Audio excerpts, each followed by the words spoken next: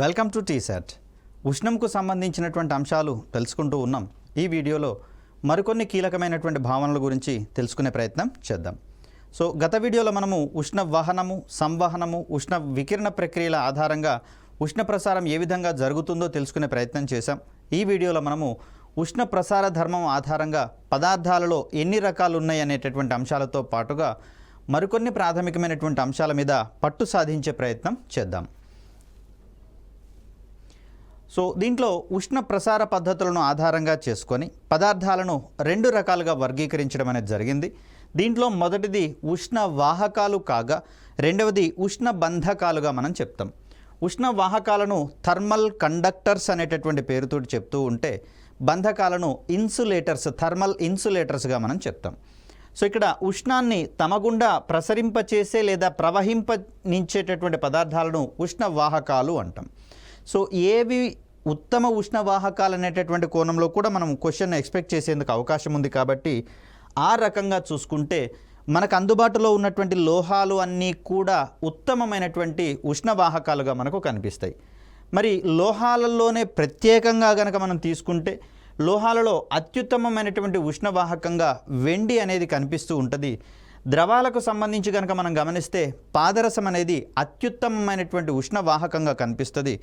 పాదరసానికి సంబంధించి చూస్తే స్వల్ప ఉష్ణోగ్రత మార్పులను సైతము క్లియర్ కట్గా అది వ్యాకోచం చెందేటటువంటి ధర్మాన్ని ప్రదర్శిస్తుంది. కాబట్టే ఈ ధర్మాన్ని ఆధారంగా చేసుకొని పాదరసాన్ని ఉష్ణమాపకాలలో వాడతారు అని చెప్పుకున్నాం. అలా పాదరసాన్ని ఉష్ణమాపకాలలో అత్యధికంగా వినియోగిస్తారని చెప్పేసి అసెర్షన్ టైప్లో, రీజనింగ్ విషయానికి వచ్చేసరికల్లా ఇది అత్యుత్తమైనటువంటి ఉష్ణ వాహకంగా పరిగణించబడుతుంది అనేటటువంటి కోణంలో మనకు స్టేట్మెంట్స్ కనుక ఉన్నట్లయితే అసర్షన్ రీజనింగ్ టైప్ ఆఫ్ క్వశ్చన్స్కి మనం ఈజీగా ఆన్సర్ పెట్టేందుకు అవకాశం ఉంటుంది. ఇక్కడ పాదరసంలో ఉష్ణ ప్రసారం అనేది ఉష్ణ వహన ప్రక్రియ ద్వారా జరుగుతుంది. వాస్తవానికి పాదరసాన్ని మనము ద్రవ లోహంగా మనం పేర్కొంటాం. కానీ ద్రవ పదార్థాలలో ఉష్ణ ప్రసారం అనేది ఉష్ణ సంవహన ప్రక్రియలలో జరుగుతుందని చెప్పుకున్నాం. కానీ ఒక్కదానికి ఎక్సెంప్షన్, అది పాదరసంగా మనం చెప్తాం. పాదరసము ద్రవ పదార్థం అయినప్పటికీ కూడా దీంట్లో మనకు ఉష్ణ ప్రసారం అనేది సంవహన ప్రక్రియలో భాగంగా కాక ఉష్ణ వహన ప్రక్రియలో భాగంగా జరుగుతుందనేటటువంటి అంశాన్ని ఇక్కడ మనం చూస్తాం. ఎందుకంటే పాదరసంలో సంసంజన బలాలు, అసంజన బలాలు అని ఉంటాయి. సజాతీయమైనటువంటి కణాల మధ్య ఉండేటటువంటి బలాలు సంసంజన బలాలు, అవి పాదరసంలో అత్యధికంగా ఉంటాయి. కాబట్టి పాదరస కణాలు ఒకదానితో ఒకటి గట్టిగా బంధించబడి ఉంటాయి ఆకర్షణ శక్తుల వల్ల. ఆ సందర్భంలో పాదరస కణాలు ఒక ప్రాంతం నుంచి మరొక ప్రాంతానికి మిగిలిన ద్రవ పదార్థాలలో మాదిరిగా కదలవు. కాబట్టి ఇక్కడ ఉష్ణ సంవహనం ద్వారా కాక ఉష్ణ వహన ప్రక్రియ ద్వారా మనకు పాదరసంలో ఉష్ణ ప్రసారం జరుగుతుంది. ఈ ఎక్స్ప్లెనేషన్ మొత్తం కూడా మనకు అసెర్షన్ రీజనింగ్ టైప్కి చాలా కీలకమైనటువంటి అంశంగా చూస్తాం. ఇక్కడ మరికొన్ని అంశాలు చూస్తే ఉష్ణ బంధకాలను మరొక పదార్థపు యొక్క రకంగా మనం చూస్తూ ఉన్నాం. ఏ పదార్థాలైతే తమ గుండా ఉష్ణాన్ని ప్రసరింపనీయవో ఆ పదార్థాలను ఉష్ణ బంధకాలు అని అంటాం. మనకు ఈ ఎలక్ట్రిక్కి సంబంధించినటువంటి వైరింగ్, దాని నుంచి మనకు షాక్ తగలకుండా దాని చుట్టూతా ఉండేటటువంటి ప్లాస్టిక్ కోటింగ్ ఏదైతే ఉందో ఇవన్నీ కూడా మనకు ఉష్ణ బంధకాలైనటువంటి పదార్థాలుగా మనం చూస్తాం. అదేవిధంగా వరిపొట్టు కావచ్చు, థర్మాకోల్ కావచ్చు, ఇక్కడ ఎలక్ట్రిక్ స్విచెస్ చేసేటటువంటి క్రమంలో కావచ్చు, అదేవిధంగా వంట పాత్రల యొక్క పిడులను రూపొందించేటటువంటి క్రమంలో మనకు వాటిని ఉష్ణ బంధకాలైనటువంటి పదార్థాలతోటి తయారు చేస్తారు. ఆ పదార్థాన్ని మనము బేకలైట్ అనేటటువంటి పదార్థంగా చెప్తాం. ఇవన్నీ కూడా మనకు ఉష్ణ బంధకాలకు ఉదాహరణలుగా మనం చెప్తాం.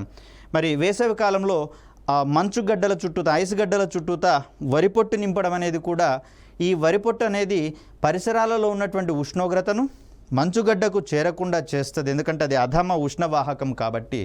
మరి ఆ సందర్భంలో ఈ మంచు యొక్క ఉష్ణోగ్రత పరిసరాలతోటి సమతాస్థితిలో ఉండకుండా అది ఒక మంచుగడ్డ మాదిరిగా కొంతకాలం ఎక్కువసేపు అది ఉండడానికి అవకాశం ఉంటుంది. కాబట్టి మరి దాన్ని మనం ఆ రకంగా అప్లై చేసుకునేటటువంటి ప్రయత్నం చేస్తాం.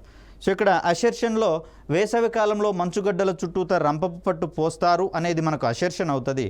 ఇక్కడ వరి పొట్టు అనేది అధమ ఉష్ణవాహకము లేదా ఉష్ణబంధక పదార్థంగా పనిచేస్తుందని చెప్పేసి అనటం అనేది దానికి రీజన్గా మనం చూస్తాం. కాబట్టి ఆ కోణంలో మనం అప్లికేషన్స్ పాయింట్ ఆఫ్ వ్యూలో కావచ్చు, ఈ రకంగా పదార్థాలకు కొన్ని నిర్దిష్టమైనటువంటి ధర్మాల ఆధారంగా వర్గీకరించినటువంటి సందర్భంలో ఇక్కడ మనం అసర్షన్ రీజనింగ్ టైప్ క్వశ్చన్స్ని ఎక్స్పెక్ట్ చేయవచ్చు. సో అలాగే ఇంకొన్ని విషయాలు చూస్తే, ఒక పదార్థం గుండా ఉష్ణము ప్రవహించేటటువంటి రేటు, అంటే ఎంత మొత్తంలో ఉష్ణం ప్రసరిస్తుందనేటటువంటి రేటుని మనం ఆ పదార్థం యొక్క ఉష్ణ వాహకత్వము, థర్మల్ కండక్టివిటీగా మనం చెప్తాం. రైట్.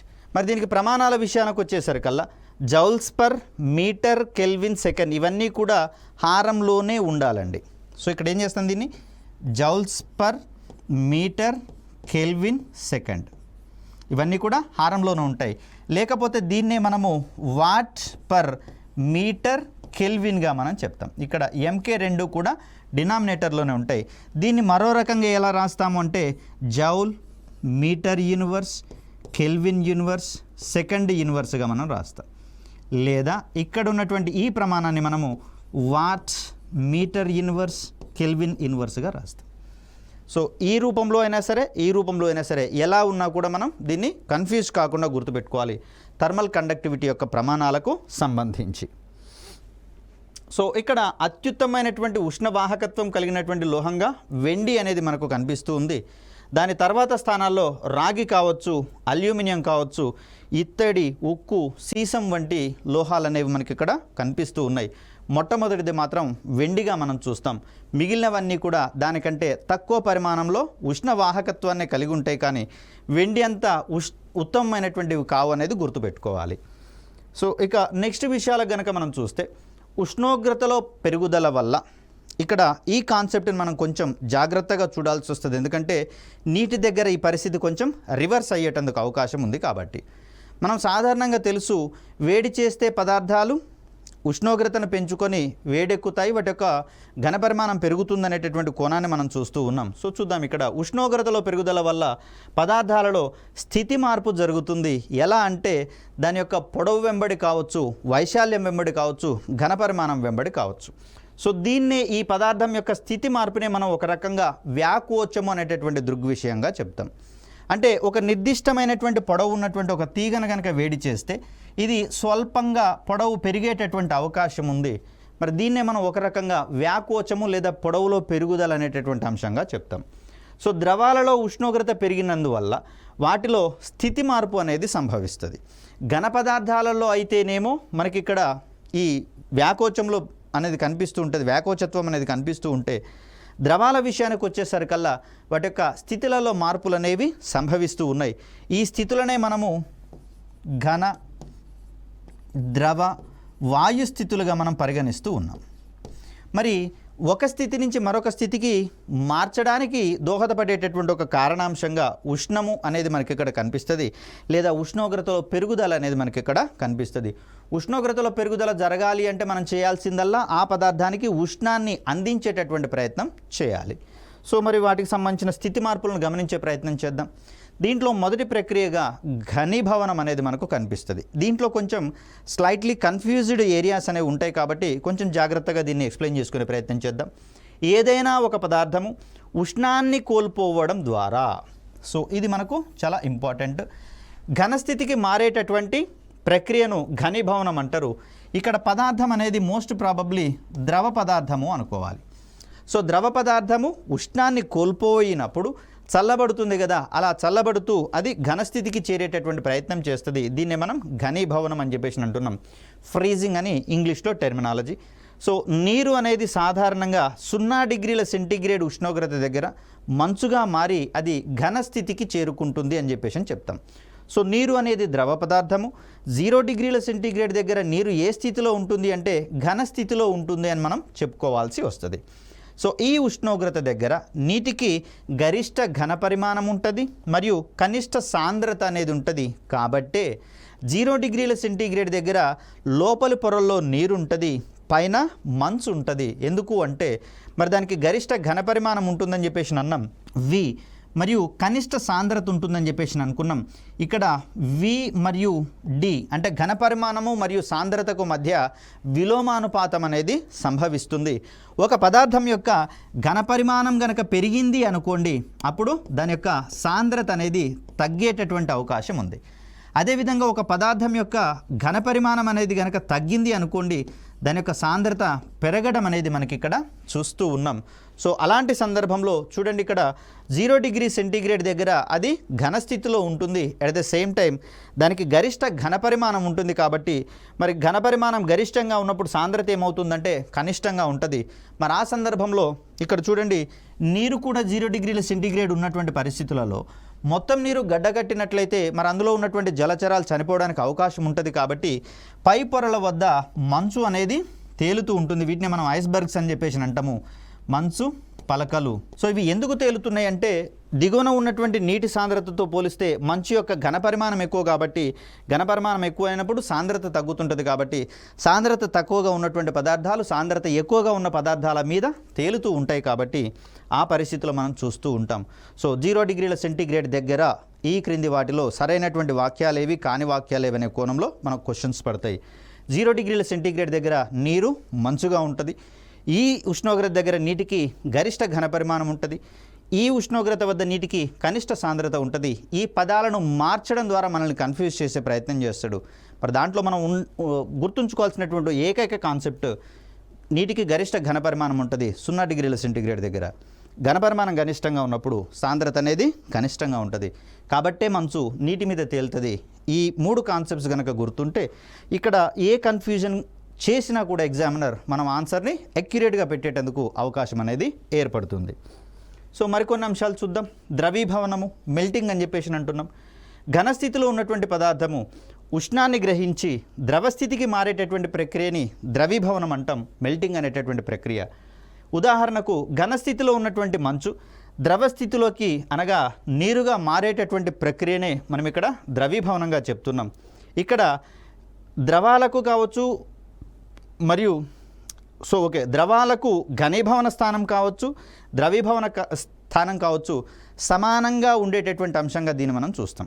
అంటే నీరు 0 డిగ్రీ సెంటీగ్రేడ్ దగ్గర మంచుగా ఉందని చెప్పేసి అనుకున్నాం. మరి 0 డిగ్రీ సెంటీగ్రేడ్ నుంచి ఉష్ణోగ్రతను కనుక పెంచుకుంటూ పోతున్నాం అనుకోండి, ఈ పరిస్థితులలో ఇది నీరుగా మారేటటువంటి ప్రయత్నం చేస్తుంది. అలా కాకుండా నీటి యొక్క ఉష్ణోగ్రతని 0 డిగ్రీ సెంటీగ్రేడ్ కనుక తీసుకొచ్చామనుకోండి, అది మంచు గడ్డగా మారేటటువంటి అవకాశం ఉంది. కాబట్టి 0 డిగ్రీ సెంటీగ్రేడ్ నుంచి ఎగువకు పోతేనేమో మంచు గడ్డగా స్థిరపడేటటువంటి ప్రయత్నం జరుగుతుంది. 0 డిగ్రీ సెంటీగ్రేడ్ నుంచి అంటే ఉష్ణోగ్రతను కనుక పెంచుకుంటూ పోయినట్లయితే అది ద్రవీభవనం చెందేటటువంటి ప్రయత్నం చేస్తుంది. సో అలా ద్రవీభవన స్థానమైన ఘనీభవన స్థానమైన రెండూ కూడా నీటికి సమానంగా ఉన్నట్లుగా మనం చూస్తాం. నీరు మాత్రమే కాదు, ద్రవాలన్నిటికీ కూడా ఈ 2 స్థానాలు ఘనీభవన స్థానం మరియు ద్రవీభవన స్థానం రెండూ సమానంగా ఉంటున్నటువంటి పరిస్థితిని ఇక్కడ మనం గమనించాలి. సో ఇక్కడ బాష్పీభవనానికి సంబంధించి చూస్తే అంటే ద్రవాలు వాయుస్థితికి మారేటటువంటి ప్రక్రియని ఇక్కడ మనం బాష్పీభవనంగా చెప్తాం. ఉష్ణాన్ని గ్రహించినటువంటి ద్రవ కణాలు ఒక నిర్ణీత ఉష్ణోగ్రత వద్ద ద్రవ ఉపరితలాన్ని వీడి వెళ్ళిపోయేటటువంటి ప్రక్రియనే మనం ఇక్కడ బాష్పీభవనంగా మనం చెప్తాం. ఒక పాత్రని తీసుకున్నాం, దీంట్లో ఉన్నటువంటి నీటిని వేడి చేస్తున్నటువంటి ప్రక్రియలో ఇక్కడ ఎగువన ఉన్నటువంటి ద్రవ కణము వాయుకణంగా మారి ఈ ద్రవ ఉపరితలాన్ని వీడి పైకి గనక వెళ్ళిందనుకోండి, గాలిలోకి గనక కలిసిందనుకోండి, దీన్నే మనము ఆవిరిగా మనం చెప్తాం, నీటి ఆవిరిగా చెప్తాం. సో అలా నీటి ఆవిరిగా మారేటటువంటి ప్రక్రియని మనం బాష్పీభవనంగా మనం చెప్తూ ఉన్నాం. సో ఇక్కడ బాష్పీభవనం అనేది ఒక శీతలీకరణ ప్రక్రియగా మనం చెప్తాం. అంటే ఈ ద్రవము ఉష్ణోగ్రతను పెంచుతున్నటువంటి క్రమంలో ఆ ఉష్ణోగ్రత పెరగకుండా తాను సంభాళించుకునేటటువంటి ప్రక్రియలో భాగంగా అది బాష్పాలుగా మారి గాలిలో కలిసిపోయేటటువంటి ప్రయత్నం చేస్తుంది. ఇలా బాష్పంగా మారేటటువంటి సందర్భంలో అక్కడ నీటి యొక్క ఉష్ణోగ్రత ఏకరీతిగా ఉంటుంది, అంటే పెరగదు, సమానంగా ఉంటుంది అనేటటువంటి అంశాన్ని గుర్తుంచుకోవాలి. మరి సార్ వేడి చేస్తున్నాం కదంటే ఆ వేడి మొత్తం నీరు బాష్పంగా మారడంలో భాగంగా ఉపయోగపడుతుంది. కాబట్టి అక్కడ పదార్థం యొక్క స్థితి మార్పు జరిగేటటువంటి క్రమంలో మొత్తం స్థితి మార్పు జరిగేంత వరకు కూడా ఉష్ణోగ్రత స్థిరంగా ఉంటుంది. అధికంగా దానికి అందిస్తున్నటువంటి ఉష్ణోగ్రత ఏదైతే ఉందో అది స్థితి మార్పుకు దోహదపడుతుంది. కాబట్టి ఓవరాల్గా పదార్థం యొక్క ఉష్ణోగ్రత ఆ ప్రక్రియలో భాగంగా స్థిరంగా ఉంటుందనేది గుర్తుపెట్టుకోవాలి. సో మరి ఇక్కడ ఈ అంశాలకు సంబంధించినటువంటి అప్లికేషన్స్ ఏమున్నాయో చూసేటటువంటి ప్రయత్నం చేద్దాం. అంటే బాష్పీభవనానికి సంబంధించి కనుక మనం చూస్తే తడి వస్త్రాలు గాలిలో ఆరడం అనేటటువంటిది బాష్పీభవన ప్రక్రియకు ఉదాహరణలుగా మనం చెప్తాం. సో తడి వస్త్రాలలో ఉన్నటువంటి నీరు కాస్త పరిసరాల్లో ఉన్నటువంటి వేడిని గ్రహించి ఆవిరిగా మారి ఈ వస్త్రాలను వదిలిపెట్టి వెళ్ళిపోతాయి. కాబట్టి వస్త్రాలు పొడిగా మారడం అనేది మనం చూస్తూ ఉన్నాం. అప్లికేషన్స్ దగ్గర కూడా మనకు ఈ ఏఆర్ టైప్ క్వశ్చన్స్ పడేందుకు అవకాశం ఉంది. అదేవిధంగా నీటి యొక్క బాష్పీభవనాన్ని ఆధారంగా చేసుకొని సముద్రపు నీటి నుంచి ఉప్పును తయారు చేయడం అనే ప్రక్రియను, అదేవిధంగా ఈ వేసవి కాలాలలో మనకు పట్టినటువంటి చెమట ఆవిరి కావడం వల్ల పరిసరాల్లో ఉన్నటువంటి వేడిని చెమట స్వీకరించింది, అది ఆవిరిగా మారడానికి ఉపయోగించుకుంది. కాబట్టి బయట ఉన్నటువంటి టెంపరేచర్ అనేది బాడీకి తగలకుండా మన యొక్క శరీర ఉష్ణోగ్రతని అదుపులో ఉంచేటటువంటి ప్రయత్నం చేస్తుంది. కాబట్టి అలా మనం ఈ చెమట ఆవిరి కావడం వల్ల అధిక ఉష్ణోగ్రతల నుంచి మనం కాపాడబడుతున్నటువంటి అంశాన్ని గుర్తుంచుకోవాలి. సో వేసవి కాలంలోని అధిక ఉష్ణోగ్రతల నుంచి మానవ శరీరం కాపాడబడము, ఇవన్నీ కూడా బాష్పీభవన ప్రక్రియ యొక్క ఫలితాలుగానే మనం చెప్తాం. సో ఇక్కడ మరొక ప్రక్రియగా స్థితి మార్పుకు సంబంధించిన మరొక ప్రక్రియగా ఉత్పతనం అనేది కనిపిస్తూ ఉంది మనకు. దీన్ని మనం సబ్లిమేషన్గా మనం చెప్తాం. వాస్తవానికి ఒక ఘనము స్థితి మార్పు జరిగేటటువంటి క్రమంలో ఘనం నుంచి ద్రవంగా మారుతుంది. సో ద్రవం నుంచి వాయు స్థితికి మారేటటువంటి ప్రక్రియ సాధారణంగా కనిపిస్తుంది. నీరును కనుక మనం చూస్తే ఇది మంచుగా మారడాన్ని ఘనస్థితికి మారడం అంటాం. అదేవిధంగా నీరు ద్రవస్థితిలో ఉంటుంది, ఇది నీటి ఆవిరి. ఈ పదార్థం యొక్క స్థితి మార్పులలో 3 పరిస్థితులు కనిపిస్తూ ఉంటే కొన్ని ప్రత్యేకమైనటువంటి పదార్థాలలో మధ్యస్థితి అయినటువంటి ద్రవస్థితికి చేరకుండా ఘనము ఘనస్థితి నుంచి వాయుస్థితికి నేరుగా చేరుకుంటే అటువంటి ప్రక్రియను మనము ఉత్పతనంగా చెప్తాం. సో దీనికి సంబంధించినటువంటి ఉదాహరణలు కనుక గమనిస్తే కర్పూరం కావచ్చు, నాఫ్థలిన్ కావచ్చు, పొడి మంచు డ్రై ఐస్ అంటాం. అదేవిధంగా అయోడిన్ వంటివన్నీ కూడా ఉత్పతన పదార్థాలుగా మనం చెప్తాం. అంటే ఇవి నేరుగా ఘనస్థితి నుంచి వాయుస్థితికి మారేటటువంటి ప్రయత్నం చేస్తాయి. సో మధ్యస్థితి అయినటువంటి ద్రవస్థితికి ఇవి చేరుకునేటటువంటి అవకాశం లేదనేటటువంటి అంశాన్ని గుర్తుంచుకోవాలి. సో దీనికి కారణమయ్యేటటువంటి ప్రక్రియగా ఉత్పతనాన్ని మనం పేర్కొంటాం. రైట్. ఇంకొక ప్రక్రియగా మనము సాంద్రీకరణము లేదా కండెన్సేషన్ని చెప్తాం. ఒక పదార్థము వాయుస్థితి నుంచి ద్రవస్థితికి మార్పు చెందడాన్ని సాంద్రీకరణ అంటాం. సో ఇక్కడ ఈ సాంద్రీకరణ ప్రక్రియ జరగాలి అంటే వాయువుల యొక్క పీడనాన్ని మరియు ఉష్ణోగ్రతలను మార్చాల్సి ఉంటుంది. సో వాయుస్థితి నుంచి ద్రవస్థితికి మారాలి అంటే చూడండి, మనకి ఇక్కడ liquid petroleum gas, liquefied petroleum gas అని చెప్పేసి అంటాం. వాస్తవానికి పెట్రోలియం గ్యాస్ అనేది దీన్ని మనం ఒక రకంగా సహజ వాయువుగా కూడా పేర్కొంటూ ఉంటాం. అఫ్కోర్స్ పెట్రోలియంని శుద్ధి చేసేటటువంటి సందర్భంలో ఈ గ్యాస్ వస్తుంది. మరి దీన్ని లిక్విఫైడ్ చేసేటటువంటి క్రమంలో, ద్రవీకరించేటటువంటి సందర్భంలో దీని మీద అత్యధిక పీడనాన్ని కల్పించడం అనేది జరుగుతుంది. అధిక పీడనాల వల్ల ఈ వాయు స్థితిలో ఉన్నటువంటి పెట్రోలియం వాయువు అనేది ద్రవస్థితికి మారుతుంది. కాబట్టి సిలిండర్లలో ఈ ఎల్పిజి అనేది ద్రవస్థితిలో ఉంటే బయటికి వెలువడినటువంటి క్షణంలో అది వాయుస్థితికి మారడం అనేది మనం చూస్తున్నాం. ఎందుకంటే ప్రెషర్ అనేది రిలీజ్ అవుతుంది కాబట్టి. అదేవిధంగా చూస్తే వాయువుల యొక్క స్థితిని ద్రవస్థితికి మార్చేటటువంటి క్రమంలో దాని యొక్క ఉష్ణోగ్రతలను కూడా మార్చాల్సి వస్తుంది. ఫర్ సపోజ్ చూసినట్లయితే LOH, దీన్ని మనము హైడ్రోజన్ లిక్విఫైడ్ అంటే ద్రవస్థితిలో ఉన్నటువంటి హైడ్రోజన్గా మనం చెప్తాం. లిక్విడ్ ఆఫ్ హైడ్రోజన్ అని ఇది మనకు రాకెట్ సైన్స్లో మనకు కనిపిస్తుంది. క్రయోజనిక్ ఇంధనంగా మనం వాడతాం. దీన్ని అత్యల్ప ఉష్ణోగ్రతలకు తగ్గించినటువంటి క్రమంలో హైడ్రోజన్ వాయువు కాస్త ద్రవస్థితికి మారేటటువంటి ప్రయత్నం జరుగుతుంది. అదేవిధంగా ద్రవ నైట్రోజన్ ఇవన్నీ కూడా మనకు ఈ ఉష్ణోగ్రతను తగ్గించినటువంటి క్రమంలో ద్రవస్థితికి అంటే వాయుస్థితి నుంచి నేరుగా ద్రవస్థితికి మారేటటువంటి పదార్థాలుగా మనం చూస్తాం. వీటన్నిటిలో ఉండేటటువంటి ప్రక్రియ కండెన్సేషన్, సాంద్రీకరణ ప్రక్రియగా మనం చూస్తాం.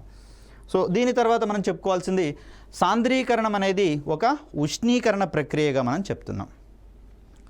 సో చల్లని శీతల పానీయాల సీసాల వెలుపల వైపు గాలిలోని నీటి ఆవిరి ద్రవ బిందువులుగా మారి స్థిరపడి ఆ బాటిల్స్ వెంబడి నీటి రూపంలో కారేటటువంటి ప్రక్రియను కూడా మనము సాంద్రీకరణకు సంబంధించిన అంశాలుగా చూస్తాం. అంటే గాలిలో అంతకుముందే నీటి ఆవిరి అనేది ఉండడం జరిగింది. మరి ఇక్కడ కూల్ డ్రింక్ బాటిల్ అనేది తక్కువ ఉష్ణోగ్రతల దగ్గర ఉంది కాబట్టి ఈ గాలిలో ఉన్నటువంటి నీటి ఆవిరి ఆ ఉష్ణోగ్రతను గ్రహించి, అత్యల్ప ఉష్ణోగ్రతను గ్రహించి ఇమీడియట్గా అది ఆ ద్రవం రూపంలో అక్కడ కనిపించడం అనేది చూస్తాం. మరి నీటి ఆవిరి అనేది వాస్తవానికి వాయు స్థితిలో ఉంది. అక్కడ మరి ద్రవంగా పూర్తిగా స్థిరీకరించబడుతుంది అనేది మనం చూస్తూ ఉన్నాం. ఇదే క్రమంలో గాల్లో నీటి ఆవిరి నుండి మేఘాలు ఆవిర్భవించడం, అంటే నా ఆవిరి నుంచి ఘనస్థితికి వెళ్ళడం కూడా మనం కండెన్సేషన్ ప్రక్రియలో భాగంగానే చూడాల్సి ఉంటుంది. సో దీని తర్వాత వివిధ వస్తువుల ఉపరితలాలపై సాంద్రీకరణం చెందినటువంటి నీటి బిందువులను తుషారం అని, డ్యూ అని, గాలిలో పొగ మాదిరిగా తేలియాడితే వీటిని మనం పొగమంచు, ఫాగ్ అనేటటువంటి పదాలుగా మనం చెప్తూ ఉన్నాం. ఇవన్నీ మనకు తెలిసినటువంటి విషయాలే. ఇక్కడ పొగమంచు నుంచి మనకు ఏ రకమైనటువంటి వస్తువులను కనిపించవు, క్లియర్గా కనిపించవు. మరి దీనికి సంబంధించినటువంటి కారణాలు అనేవి మనం కాంతికి సంబంధించినటువంటి పాఠ్యాంశాలలో భాగంగా నేర్చుకుంటాం. ప్రస్తుతం వీటితో సరిపుచ్చుకునే ప్రయత్నం చేద్దాం. ఇక గాలిలో ఏ ఉష్ణోగ్రత వద్దనైతే నీటి ఆవిరి సంతృప్తంగా ఉంటుందో దానిని తుషార స్థానం అంటారు. అంటే ఏ ఉష్ణోగ్రత వద్ద అయితే ఉండవలసినంత పరిమాణంలో నీటి ఆవిరి ఉంటుందో ఆ ఉష్ణోగ్రతని మనం ఇక్కడ తుషార స్థానము, డ్యూ పాయింట్ అని చెప్పేసి అంటున్నాం. ఒకవేళ ఇంతకంటే మించి గనక ఆ ఆవిరి గనక జమ అయినట్లయితే అది వర్షం రూపంలో పడేటటువంటి అవకాశం ఉంది. మరి నీటికి సంబంధించినటువంటి తుషార స్థానం విలువ 21 డిగ్రీల సెంటీగ్రేడ్గా మనం చెప్తాం. మరి ద్రవాల యొక్క బాష్పీభవన స్థానము మరియు సాంద్రీకరణ స్థానాలు సమానం. అదేవిధంగా ఘనీభవన స్థానము మరియు ద్రవీభవన స్థానాలు కూడా సమానం అని చెప్పేసి అనుకున్నాం. సో ఈ స్థానం కంటే అధిక ఉష్ణోగ్రత నమోదైనట్లయితే అవి బాష్పాలుగా మారుతాయి. తక్కువ గనక వచ్చినట్లయితే అవి సాంద్రీకరించబడతాయి, ద్రవస్థితికి లేదా వాయుస్థితికి మారేటటువంటి అంశాలుగా వీటిని మనం చూస్తూ ఉన్నాం. సో ద్రవాల యొక్క బాష్పీభవన స్థానము మరియు సాంద్రీకరణ స్థానాలు రెండు సమానం అనేటటువంటి అంశాన్ని ఇక్కడ మనం చూస్తాం. 100 డిగ్రీల సెంటీగ్రేడ్ దగ్గర నీరు కాస్త నీటి ఆవిరిగా మారుతుంది. 100 డిగ్రీల సెంటీగ్రేడ్ నుంచి దిగువకు కనుక తీసుకొని వస్తే అది మళ్ళీ అక్కడ వాయుస్థితి నుంచి ద్రవస్థితికి వచ్చేటటువంటి అవకాశం ఉంది. వీటిని మనం జాగ్రత్తగా గమనించాలి. ఇక మరొక ప్రక్రియగా మనకు పునర్ఘనీభవనం, దీన్నే మనము రెజిలేషన్ అనేటటువంటి ప్రక్రియగా చూస్తాం. ఫర్ ఎగ్జాంపుల్, 2 మంచు దిమ్మలను ఒకదానితో ఒకటి అతికించాలి అంటే ఏం చేయాలి? ఇది ఒక జనరల్ క్వశ్చన్గా మనకు అనిపిస్తుంది, సిల్లీ క్వశ్చన్గా మనకు అనిపిస్తుంది. దీనికి సంబంధించి ఆన్సర్ మనకు చాలా క్యూరియాసిటీతో కూడుకొని ఉంటుంది. ఏంటంటే ఈ మంచు దిమ్మని రెండింటినీ కొంతకాలం పాటు గట్టిగా అదిమి పెట్టి ఉంచినట్లయితే రెండింటి యొక్క మధ్య ప్రాంతంలో ఉన్నటువంటి ఆ మంచు కొంత పరిమాణంలో నీరుగా మారుతుంది. తిరిగి ఈ నీరు ఆ 0 డిగ్రీ సెంటీగ్రేడ్ దగ్గర మంచుగా మారుతుంది. కాబట్టి ఆ 2 మంచు దిమ్మలను అతికించేటటువంటి మంచు అనేది అక్కడ ఏర్పడుతుంది. కాబట్టి దాన్నే మనం ఒక రకంగా పునర్ఘనీభవనానికి సంబంధించినటువంటి ప్రక్రియగా చెప్తాం. అంటే 2 మంచు దిమ్మలను ఒకదానితో ఒకటి అతికించాలి అంటే దాన్ని ఒకదాని మీద ఒకటి పెట్టి లేదా ఒకదాని పక్కన ఒకటి పెట్టి కొద్దిసేపు ఒత్తి పెట్టి ఉంచినట్టయితే సరిపోతుంది. అక్కడ రెండిటి యొక్క సరిహద్దు వద్ద ద్రవస్థితికి మారినటువంటి నీరు ఏదైతే ఉందో మిగిలిన మంచు నుంచి ఉష్ణాన్ని, అంటే తక్కువ ఉష్ణాన్ని గ్రహించడం ద్వారా 0 డిగ్రీ సెంటీగ్రేడ్ దగ్గరకి అది ఉష్ణోగ్రతను తగ్గించుకొని తిరిగి అది కూడా మంచుగా మారుతుంది. కాబట్టి రెండింటిని అతికించేటటువంటి ప్రయత్నం చేస్తుంది అనేది మనం ఇక్కడ గుర్తుపెట్టుకోవాలి. సో దీనికి సంబంధించినటువంటి ఉదాహరణగా మనం చూస్తే సాధారణంగా మంచుపై పీడనాన్ని పెంచినప్పుడు అది ద్రవీభవించేటటువంటి ప్రయత్నం చేస్తుంది. ఆ పీడనాన్ని తొలగించినప్పుడు తిరిగి ఘనీభవించేటటువంటి ధర్మాన్ని మనం ఇక్కడ పునర్ఘనీభవనము అంటాం. సింపుల్గా చెప్పాలి అంటే స్కేటింగ్ అనేటటువంటి ఆట ఆడతాం చూడండి. ఈ స్కేటింగ్ అనేటటువంటి ప్రక్రియలో పదునైనటువంటి బ్లేడ్స్ ఉన్న మా షూ కానివ్వండి, ఇతర పలకాలను కానివ్వండి మన కాళ్ళకు ధరించేటటువంటి ప్రయత్నం చేస్తాం. మానవుడి యొక్క శరీరం యొక్క బరువు మొత్తము ఈ కాళ్ళ ద్వారా పట్టీల నుంచి మంచు మీద పడుతుంది. మరి ఆ మంచు మీద పడినటువంటి సందర్భంలో ఘనస్థితిలో ఉన్నటువంటి మంచు కాస్త ఏమవుతుందంటే పీడనం వల్ల ద్రవస్థితికి మారుతుంది, నీరుగా మారుతుంది. మరి ఆ సందర్భంలో ఆ నీరు కాస్త స్లిప్పరీగా మారుతుంది. కాబట్టి మనిషి సులువుగా జారుతాడు. ఎప్పుడైతే ఆ నీరు ఉన్నటువంటి స్థానం నుంచి ముందుకు జరుగుతాడో ఇమీడియట్గా ఈ నీరు ఘనీభవించి తిరిగి మంచుగా మారేటటువంటి ప్రయత్నం జరుగుతుంది. అంటే ప్రెషర్ ఉన్నంతసేపేమో అక్కడ నీరు ఏర్పడుతుంది. ఎప్పుడైతే మనం ముందుకు జారి ఈ ప్రాంతంలో ప్రెషర్ రిలీజ్ అవుతుందో ఇమీడియట్గా మంచు అనేది తిరిగి ఘనీభవనం చెందుతుంది. దీన్నే మనము పునర్ఘనీభవనము అని చెప్పేసి అంటాం. పీడనం ఉన్నంతసేపు అది ద్రవస్థితికి మారుతుంది. పీడనాన్ని తొలగించినప్పుడు ఇమీడియట్గా అది ఘనస్థితికి మారేటటువంటి ప్రక్రియగా దీన్ని మనం చూస్తాం. ఈ ధర్మం ఆధారంగా మనం ఆడేటటువంటి ఆట స్కేటింగ్ అనేటటువంటిది. స్కేటింగ్లో ఉన్నటువంటి సూత్రం ఏంటిది అంటే పునర్ఘనీభవనానికి సంబంధించినటువంటి సూత్రంగా మనం చెప్పాలి. సో ఇక్కడ చూడండి, పదార్థంలో ఒక పదార్థంలో స్థితి మార్పు జరుగుతున్నటువంటి క్రమంలో వాటికి ఉష్ణాన్ని అందించిన లేదా తొలగించిన దాని యొక్క ఉష్ణోగ్రత స్థిరంగా ఉంటుందని చెప్పేసి గుర్తుంచుకోవాలి. అంటే ఇక్కడ అందించినటువంటి ఉష్ణోగ్రత అనేది దేనికి ఉపయోగపడుతుందంటే దాని యొక్క స్థితి మార్పుకు దోహదపడుతుంది. కాబట్టి మనం తిన్న ఆహారం మొత్తం మనం చేసేటటువంటి పనికి కనుక ఉపయోగపడింది అనుకోండి, మన బరువు ఏ విధంగానూ మారకుండా ఉంటుంది, ఫిక్స్డ్గా ఉంటుందని చెప్పేసి మనకు ఒక సూత్రం ఉంది కదా. సో ఎంత తింటే అంత పని చేస్తే మనకు ఆ ఎనర్జీ మొత్తం యూజ్ అవుతుంది. కాబట్టి బాడీలో వెయిట్ పెరగడం కానీ తగ్గడం కానీ ఉండదనేది మనం గమనించుకోవాలి. ఇన్ ద సేమ్ మేనర్ ఒక పదార్థం యొక్క స్థితి మార్పు జరుగుతున్నటువంటి క్రమంలో దానికి ఉష్ణోగ్రతను అందించినట్లయితే ఈ పెరుగుతున్నటువంటి ఉష్ణోగ్రతను అది దాని యొక్క స్థితి మార్పుకు ఉపయోగించుకుంటుంది. కాబట్టి మిగిలిన పదార్థం యొక్క ఉష్ణోగ్రత మొత్తం స్థిరంగా ఉంటుందని చెప్పేసి గుర్తుంచుకోవాలి. సో అలా ఉష్ణాన్ని అందించినా లేదా తొలగించినా కూడా ఉష్ణోగ్రత మార్పు ఉండదు. ఇది చాలా జాగ్రత్తగా ఉండాలి, ఎందుకంటే కన్ఫ్యూజ్ అయ్యేటటువంటి ఏరియా. కాబట్టి స్టేట్మెంట్ రిలేటెడ్ క్వశ్చన్స్లలో ఇవే మనకు పడేటటువంటి అవకాశం అనేది ఉంది. అదేవిధంగా కొన్ని రకాల పదార్థాలలో, ముఖ్యంగా ఘన పదార్థాలలో ఉష్ణోగ్రతలో వృద్ధి వల్ల వాటి యొక్క పరిమాణం పెరిగేటటువంటి అవకాశం ఉంది. మరి ఇలాంటి ఉష్ణోగ్రత పరిమాణానికి సంబంధించి చూస్తే మనకు పొడవు వెంబడి జరిగేటటువంటి పెరుగుదల కావచ్చు. ఈ ధర్మాన్ని మనం వ్యాకోచానికి సంబంధించినటువంటి అంశంగా చెప్తాం. సో ఘన పదార్థాలలో 3 రకాలైనటువంటి ఉష్ణ వ్యాకోచాలు ఉంటాయి. వస్తువును వేడి చేసినప్పుడు వ్యాకోచం అనేది 3 రకాలుగా ఉంటుంది. మరి ఆ రకాలు ఏంటిదో చూస్తే కేవలం దాని యొక్క పొడవు పరంగా ఉంటే దైర్ఘ్య వ్యాకోచం అంటాం. ఒకవేళ ఆ పొడవులో మార్పు అనేది పొడవు మరియు వెడల్పుల పరంగా ఉంటే దాన్ని మనము విస్తీర్ణ వ్యాకోచము అంటాం. ఒక్క పొడవు ప్రకారమే ఉంటేనేమో దైర్ఘ్య వ్యాకోచం అని, పొడవు మరియు వెడల్పుల పరంగా ఉంటే విస్తీర్ణ వ్యాకోచం అంటున్నాం. అలా కాకుండా పొడవు వెడల్పు మరియు ఎత్తుల పరంగా ఉంటే దాన్ని మనం ఘన పరిమాణ వ్యాకోచం అని చెప్పేసి చెప్తాం. మరి ఇక్కడ ఉష్ణ వ్యాకోచానికి సంబంధించినటువంటి అంశాల్లో అప్లికేషన్స్ చాలా ఉన్నాయి. మనకు గతంలో చాలాసార్లు వీటిని అడగడం అనేది జరిగింది. వెలుగుతున్నటువంటి విద్యుత్ బల్బు లేదా కిరోసిన్ దీపపు గాజు బుడ్డి మీద ఒక నీటి చుక్కను కనుక పడేసినట్లయితే సింపుల్గా అది బ్రేక్ అయిపోయేటటువంటి అవకాశం ఉంది. ఎందుకంటే ఇక్కడ వెలుగుతున్నటువంటి విద్యుత్ బల్బు ఉష్ణాన్ని గ్రహించినప్పుడు సమానంగా వ్యాకోచం చెందుతుంది. ఎప్పుడైతే నీటి చుక్కను పడేసామో ఇమ్మీడియట్గా నీటి చుక్క పడిన దగ్గర ఆ ఉష్ణాన్ని నీరు గ్రహిస్తుంది. కాబట్టి ఆ ప్రాంతంలో ఉష్ణోగ్రత తగ్గేందుకు అవకాశం ఉంది స్వల్పంగా. మరి అక్కడ మిగిలిన వస్తువుతో కంపేర్ చేస్తే నీటి చుక్క పడ్డ దగ్గర ఉష్ణోగ్రత స్వల్పంగా తగ్గుతుంది. కాబట్టి అక్కడ అసమ వ్యాకోచాలు ఉంటాయి. కాబట్టి ఈ అసమ వ్యాకోచాల వల్ల అక్కడ విద్యుత్ బల్బ్ అనేది పగిలిపోవడం అనేది గమనిస్తూ ఉంటాం. అంటే విద్యుత్ బల్బును పలగొట్టాలంటే వేడిగా ఉన్నప్పుడు రాయే విసిరేయాల్సిన అవసరం లేదు, ఒక little bit drop of water గనక చిలికినా సరిపోతుంది. మరి అలాంటి అంశాల్లో భాగంగా దీన్ని మనం చూస్తాం. ఒకే సంకోచ వ్యాకోచాలు ఉండడం వల్ల గాజు వస్తువులను సీల్ చేసేటటువంటి క్రమంలో ప్లాటినంని మనం ఉపయోగిస్తాం. గాజు యొక్క వ్యాకోచం ప్లాటినం యొక్క వ్యాకోచాలు సమానము. ఇది దీని వెనకాల ఉన్నటువంటి కారణమేమో రీజన్గా మనకి ఇస్తాడు. ఇక్కడ గాజు వస్తువులను సీల్ చేయడానికి ప్లాటినం వాడతారనేదేమో అసెర్షన్ కింద ఇస్తారు. సో ఇలా మనం వీటిని గుర్తుంచుకోవాలి. లోహపు స్కేల్ కావచ్చు, శృతిదండం కావచ్చు, గడియారంలో ఉండేటటువంటి లోలకం కావచ్చు, ఇవన్నీ వేసవిలో ఉన్నటువంటి అధిక ఉష్ణోగ్రతల వల్ల పొడవు పెరుగుతాయి. శీతాకాలంలో ఉండేటటువంటి అత్యల్ప ఉష్ణోగ్రతల వద్ద అవి పొడవు తగ్గించుకుంటాయి. మరి ఈ సందర్భంలో టైం డిఫరెన్సెస్ అనేవి వస్తాయి. కాబట్టి ఈ సందర్భంలో ఎలాంటి సంకోచ వ్యాకోచాలు ఉండకుండా దాన్ని మనం ఇన్వార్ స్టీల్ అనేటటువంటి ఒక మిశ్రమ లోహంతో తయారు చేసేటటువంటి ప్రయత్నం చేస్తాం. ఇది దేనికి అంటే ఇన్వార్ స్టీల్ అధికంగా వ్యాకోచం చెందదు, అత్యల్పంగా పొడవు తగ్గించుకునేటటువంటి అవకాశం ఉండదు. కాబట్టి దీన్ని దాని యొక్క రీజన్గా మనం చెప్పాల్సి వస్తుంది. అదేవిధంగా విద్యుత్కు సంబంధించి టెలిఫోన్ స్తంభాలకు సంబంధించినటువంటి తీగలను వదులుగా బిగించడం కావచ్చు, వంతెనల మధ్యలో కొన్ని పలకలకు మధ్యలో గ్యాప్స్ వదిలిపెట్టడం కావచ్చు, ఇవన్నీ కూడా అసమ వ్యాకోచ సంకోచాలను మనము సర్దుబాటు చేసుకునేటటువంటి తత్వంలో భాగంగా వీటిని మనం చూడాల్సి వస్తుంది.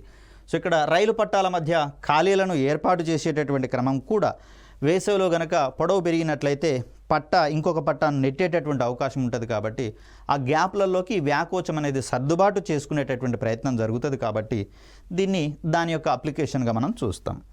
సో ఇక మరికొన్ని అంశాలు కనుక చూస్తే మనకు ఇస్త్రీ పెట్టెలలో కావచ్చు, గీజర్లలో కావచ్చు, ఫ్రిడ్జ్లలో కావచ్చు, కాసేపు ఉష్ణ ప్రసారం జరిగేటప్పుడు ఒక రకమైనటువంటి శబ్దం వస్తుంది. కాసేపు కాగానే అది బంద్ అవుతుంది, ఆఫ్ అయిపోతుంది. ఎందుకు అంటే ఇక్కడ సరిపోయేటటువంటి పరిమాణంలో అది చల్లదనాన్ని గనక పొందినటువంటి క్రమంలో ఇక ఉష్ణ ప్రసారం అవసరం లేదు అనుకున్నప్పుడు ఇలాంటి ఉపకరణాల సహాయంతో దాన్ని కంట్రోల్ చేసేటటువంటి ప్రయత్నం చేస్తారు. దీనికోసం ఒక బైమెటాలిక్ స్టిప్ అనేటటువంటి దాన్ని ఏర్పాటు చేసుకుంటారు. బైమెటాలిక్ స్టిప్ అంటే పైన ఒక లోహం ఉంటుంది, కింద ఇంకొక లోహం ఉంటుంది. వీలైతే యాంటిమోని, రాగి వంటి లోహాలతోటి ఈ పలకలను తయారు చేస్తారు. చేసినప్పుడు విద్యుత్ ప్రసారం జరిగేటటువంటి క్రమంలో వీటికి ఉన్నటువంటి నిరోధకత్వం వల్ల ఈ పలకలు వేడెక్కడం జరుగుతుంది. మరి రెండు వేరువేరు పదార్థాలు కాబట్టి ఇక్కడ వ్యాకోచం అనేది వేరువేరుగా ఉంటుంది. కాబట్టి కొన్ని ప్రత్యేక పరిస్థితులలో ఈ వ్యాకోచం వల్ల ఈ పట్టి ఇలా పైకి లేవడం అనేది జరుగుతుంది. సో ఇమీడియట్గా ఇక్కడ ఈ ఎలక్ట్రిక్ కనెక్టివిటీ అనేది కోల్పోతుంది. కాబట్టి కనెక్షన్ లాస్ట్ కావడం వల్ల ఇక్కడ విద్యుత్ ప్రసారం అనేది జరగదు. సో ఆ సందర్భంలో ఈ పదార్థము ఇప్పటి నుంచి ఉష్ణాన్ని కోల్పోవడం జరుగుతుంది. కోల్పోతున్న క్రమంలో ఇది మళ్ళీ యథాస్థానానికి వస్తుంది. తిరిగి కనెక్షన్ అనేది పునరుద్ధరించబడుతుంది. ఎప్పుడైతే కనెక్షన్ పునరుద్ధరించబడుతుందో తిరిగి మళ్ళీ విద్యుత్ ప్రసారం అనేది జరుగుతుంది. దీన్నే మనం తాప నియంత్రకంగా మనం ఇక్కడ చెప్తాం. మరి కొన్ని సందర్భాల్లో నీటికి వేడి చేస్తే వ్యాకోచం జరుగుతుంది, చల్లబరిస్తే సంకోచం జరుగుతుంది అనేటటువంటి ప్రక్రియలకు బదులుగా అది 0 డిగ్రీ సెంటీగ్రేడ్ నుంచి ఉష్ణోగ్రతను పెంచినటువంటి సందర్భంలో అక్కడ ఉష్ణాన్ని అందిస్తూ ఉన్నాం, అయినా కూడా అది వ్యాకోచించడానికి బదులుగా సంకోచించడము, 4 డిగ్రీ సెంటీగ్రేడ్ నుంచి 0 డిగ్రీ సెంటీగ్రేడ్ వద్దకు ఉష్ణాన్ని తగ్గిస్తున్నటువంటి క్రమంలో అక్కడ అది సంకోచించాలి, దానికి బదులుగా వ్యాకోచించడము, ఇవన్నీ కూడా మనకు నీటి యొక్క అసంగత వ్యాకోచాలుగా మనం ఇక్కడ చెప్తాం. మరి ఆ సందర్భాల్లో శీతల పరిస్థితులలో, శీతల ప్రదేశాలలో పరిసరాల నుంచి అక్కడ ఉన్నటువంటి సాధారణ జనాలు కావచ్చు, లేకపోతే నీళ్ళలో ఉన్నటువంటి జలచరాలు కావచ్చు, కాపాడబడడానికి దోహదపడేటటువంటి అంశాలుగా వీటిని మనం చూస్తాం. ఇలా అప్లికేషన్ టైప్ ఆఫ్ క్వశ్చన్స్ రావడానికి అత్యధికమైనటువంటి అవకాశం ఉన్న ఏరియాగా మనకు ఉష్ణం అనేది కనిపిస్తుంది. చిన్న చిన్న బేసిక్ ప్రిన్సిపల్సే మనకి ఇక్కడ కనిపిస్తూ ఉన్నా కూడా కన్ఫ్యూజన్ ఎక్కువగా జరగడానికి మనకు అవకాశం ఉన్నటువంటి పరిస్థితులలో దీని యొక్క బేసిక్ కాన్సెప్ట్స్ని జాగ్రత్తగా అధ్యయనం చేయడం, అవగాహన పరచుకోవడం ఒక్కటే మనకి ఇక్కడ ఈ క్వశ్చన్స్కి ఆన్సర్స్ పెట్టడంలో ఒక ప్రాథమికమైనటువంటి అంశంగా కనిపిస్తూ ఉంది. మరి రాబోయేటటువంటి వీడియోల్లో మరికొన్ని టాపిక్స్ గురించి నేర్చుకునే ప్రయత్నం చేద్దాం. అప్పటి వరకు సెలవు. ధన్యవాదాలు.